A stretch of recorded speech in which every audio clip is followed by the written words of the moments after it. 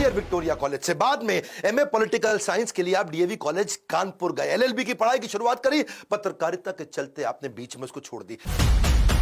मैं आपकी गलतियों का विरोध करना नहीं छोड़ूंगा। आप गलती करोगे मैं विरोध करूंगा, आप गलती करोगे मैं विरोध करूंगा। अटल बिहारी वाजपेयी जी, आज के दिन 25 दिसंबर 1924 में आपका जन्म हुआ। ग्वालियर के अंदर पिता कृष्ण बिहारी वाजपेयी, आपने बीए की पढ़ाई करी ग्वालियर विक्टोरिया कॉलेज से, बाद में एमए पॉलिटिकल साइंस के लिए आप डीएवी कॉलेज कानपुर गए, एलएलबी की पढ़ाई की शुरुआत करी, पत्रकारिता के चलते आपने बीच में उसको छोड़ दी। पहले तो आप साम्यवाद पसंद करते थे, हम सब बराबर है, हम सब बराबर है, लेकिन बाद में बाबा साहब आमटे से प्रभावित होकर के 1939 में आप आरएसएस से जुड़े, गांधी जी के साथ में भारत छोड़ो आंदोलन में जुड़े। उस समय 1942-43 के आसपास आप 23 दिन जेल में भी रहे, और जब जेल में रहना पड़ा तो वही घटना आपको राजनीति में खींच लाई। एक अलग ही प्रकार की फिलॉसफी है, पॉलिटिशियन बियॉन्ड पॉलिटिक्स। इनकी फिलॉसफी समझिए, मैं आपकी गलतियों का विरोध करना नहीं छोड़ूंगा। आप गलती करोगे मैं विरोध करूंगा, आप गलती करोगे मैं विरोध करूंगा, लेकिन मैं आपको अपनी गलतियों के विरोध करने के अधिकार को भी छोड़ने नहीं दूंगा। हाँ, देखिए, ये ऐसे व्यक्ति थे जिनके कॉम्पिटिटर्स थे पर एनिमीज नहीं थे।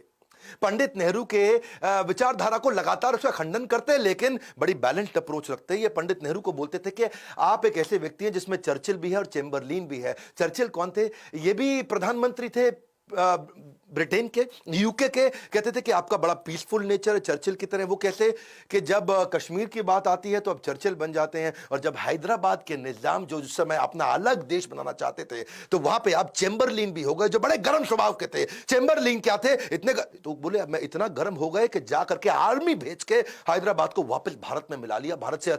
तो नेहरू जी का वो हमेशा बड़ा बैलेंस्ड अप्रोच के साथ उनकी तारीफ भी करते थे, उनकी नीतियों की। उनको सन ऑफ इंडिया भी बोला, उनके विकास कार्यों की तारीफ भी करी। एक बार जब जिस समय साउथ ब्लॉक में पंडित नेहरू जी की फोटो लगा करती थी, ये विदेश मंत्री बने, तो किसी ने इनको इंप्रेस करने के लिए साउथ ब्लॉक से पंडित नेहरू जी की बड़ी फोटो को हटा दिया, और उन्होंने पूछा अपनी टीम से, वहां ब्यूरोक्रेट से, कहां गई भाई पंडित नेहरू जी की फोटो?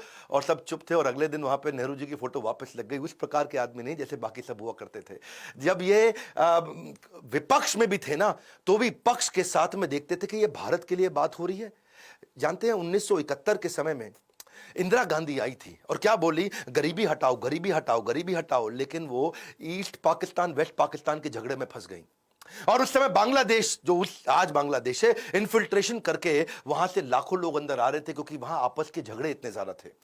और उस समय जब इंदिरा गांधी वहां प्रयास करने लगी तो भारत पे चार तरफ से अटैक हुआ। नौसेना के द्वारा आईएनएस विक्रांत, वो पिक्चर भी आपने देखी होगी, पीएनएस गाजी के ऊपर पिक्चर थी। आईएनएस विक्रांत और पीएनएस गाजी का चेन्नई के पोर्ट को वो कब्जा करना चाहते थे। वहां उनको पीएनएस गाजी को महासागर में डुबो दिया हमारी टीम ने। वो जैसलमेर में लोंगे वाला, वो सन्नी देओल की पिक्चर आई थी उसके ऊपर, वहां से भी अटैक हुआ। भारतीय 120 जवान थे केवल, पाकिस्तान के 3000 जवान पूरे टैंक लेकर के खड़े थे, वहां भी उखाड़ा।